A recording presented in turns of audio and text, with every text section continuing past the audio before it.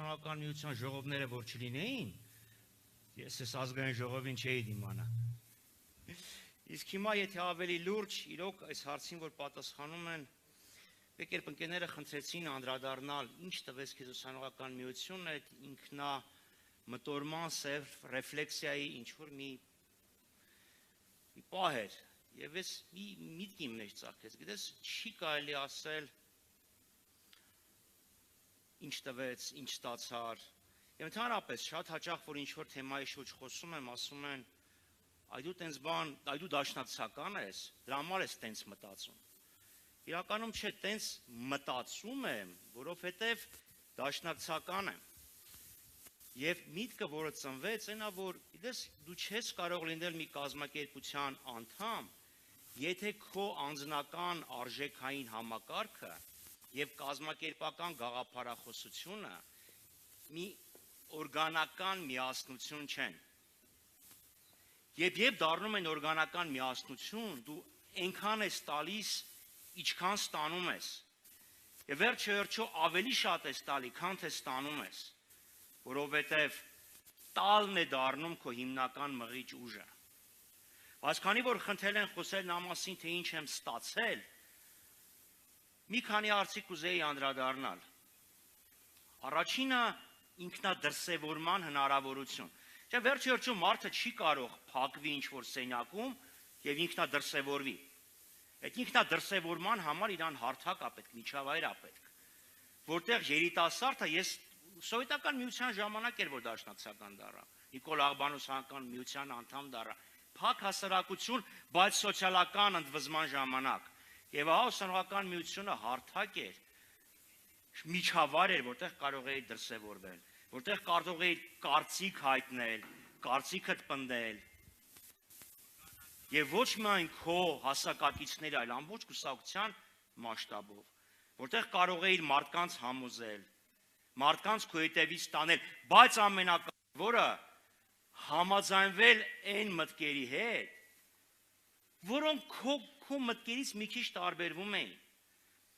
Եվ եթե դու չես կարող հետևել, երբեք չես կարող առաջնորդել։ Սա առաջինը։ Երկրորդը ուսանողական միությունը հնարավորություն տվեց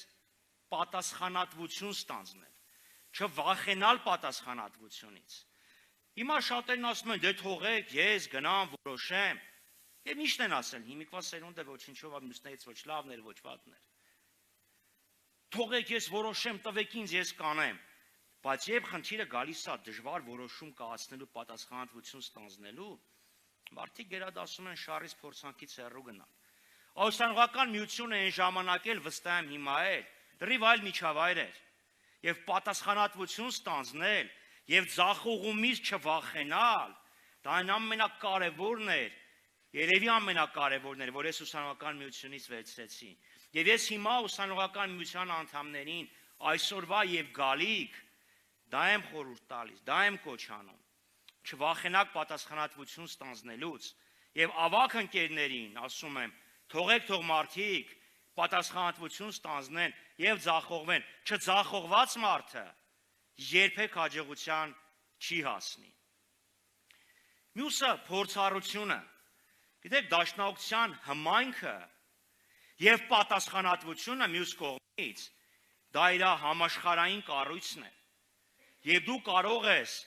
քո գաղափարակից ընկերների հետ շփվել ամբողջ աշխարհից։ Այսօր մենք կառավարության ժողովի էինք։ Եվ նստած էին մարդիկ Ավստրալիայից մինչև Կանադա, սենց գլոբուսիայից ծերից այն ծայրը։ Այդ շփումը քեզ տվեց։ Եվ միևնույն ժամանակ լինելով միջազգային կառույցների անդամ, նաև դու հնարավորություն ունեիր խոսել, շփվել մարդկանց հետ։ Չգիտեմ, Մեքսիկայից մինչև Լիբանան, մինչև Ավստրալիա, մինչև Շվեդիա